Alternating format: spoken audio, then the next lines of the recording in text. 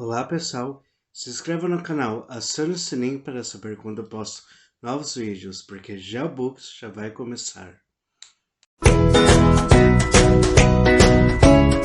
Hoje eu vou falar do livro A Bruxa Não Vai para a Fogueira, de Amanda Lovelace, da editora Leia.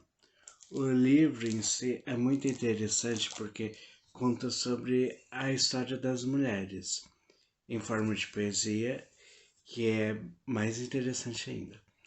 Nele conta que na época medieval as mulheres eram queimadas na fogueira por se mostrar inteligentes e por lutar pelos seus direitos. Nisso, no livro, retrata bem isso e fala que hoje em dia não é muito diferente. As mulheres são julgadas por se mostrar, quando se mostram inteligentes e lutam pelos seus direitos.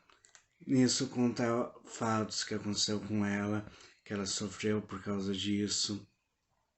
Mas também fala uma coisa no livro, para você atacar fogo nas pessoas. Não literalmente, tá? Tipo, não vai sair botando fogo nas pessoas na rua, não.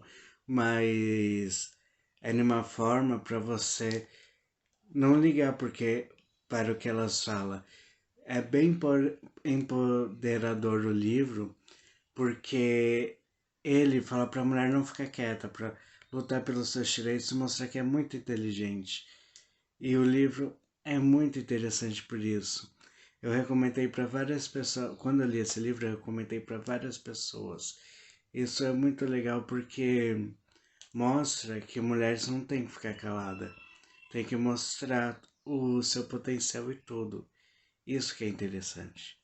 Pessoal, já vai nessa e tenha um ótimo dia. Tchau!